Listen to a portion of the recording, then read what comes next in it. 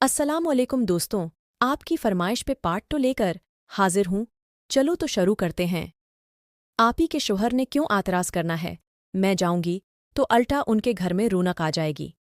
मैं तो बिल्कुल ज़द ही पकड़ चुकी थी। वहीं मेरे माँ बाप भी कहने लगे कि तुम्हें पहले अपनी बहन को अपने जाने की इत्तला कर देनी चाहिए, लेकिन मैंने फ़ौरा से मना कर दिया। कहने लगी कि नहीं, मैं नमर अन को सरप्राइज़ दूंगी। मैं जानती हूँ, मुझे अचानक अपने घर में देखकर वो बहुत खुश हो जाएगी।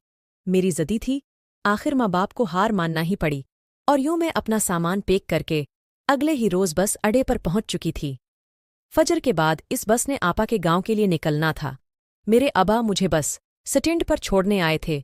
जी से ही बस चली तो अबा भी आंखों से ओझल हो गए, और मैं ये सोच सोचकर खुश होने लगी कि जब नम्रा मुझे अपने सामने देखेगी तो किस कदर खुश होगी। हम दोनों का तो चोली दामन का साथ था, एक दूसरे के बगैर ज्यादा अरसा तक नहीं रही थी। आपा की शादी को 6-7 महीने तो तकरीबन हो ही चुके थे। ऐसा पहली मर्तबा था कि मैं अचानक अकेली बगैर बताए उनके पास जा रही थी। 4 घंटे का सफ़र जैसे तीसे कटा और मैं बस अड्डे पर पहुंच गई। आगे का रास्ता मुझे पता था, बस स्टैंड से कुछ दूरी पर ही मेरी आपा का घर था। अपने गर्द बड़ी सी चादर लपेटे में अपने ही ध्यान में तेज तेज कदम उठाती हुई उनके घर तक पहुंची थी। धड़ाधड़ जाकर दरवाज़ा बजाना शुरू कर दिया। मेरी दस्तक पर मुझे लगा था कि नम्रा आप ही भी दौड़कर आएंगी और दरवाज़ा खोल लेंगी, लेकिन मैं कितनी ही देर दरवाज़ा बजाती रही। दरवाज़ा न खुला। मुझे थोड़ी तशवीश सी होने लगी थी। आसपास गली में नज़र दौड़ाई तो दूर दूर तक किसी इंसान का नाम और निशान तक मौजूद नहीं था। ऊपर से चल चलाती धूप और गर्मी, मुझे तो जैसे खौफ आने लगा था कि कहीं आपा घर पर ही न हो। मैं ये सोच ही रही थी कि तभी मुझे किसी की आहट की आवाज़ आई, जैसे दूसरी जानिब से कदम उठाकर कोई गली की जानिब आ रहा हो। अभी नज़र फेरकर मैं गली में देख ही रही थी कि दरवाज़ा खुला, सामने मेरी आपी नम्रा खड़ी थी।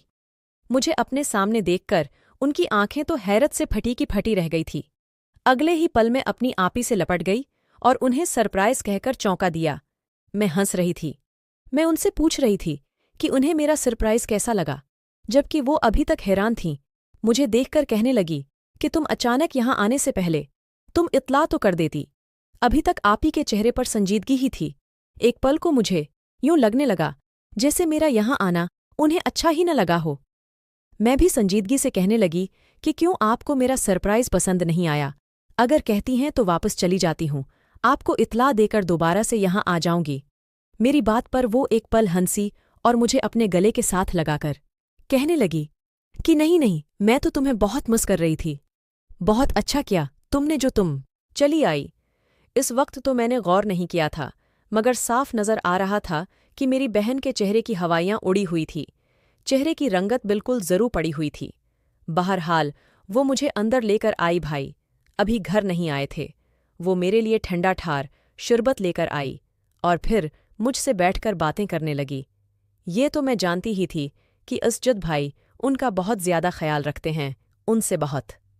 प्यारे नज़रीन, अगर आपको ये कहानी पसंद आ रही है तो कमेंट्स ज़रूर करें और चैनल को सब्सक्राइब भी ज़रूर करें ताकि आपको ये कहानी मज़ीद सुनने को मिल सके।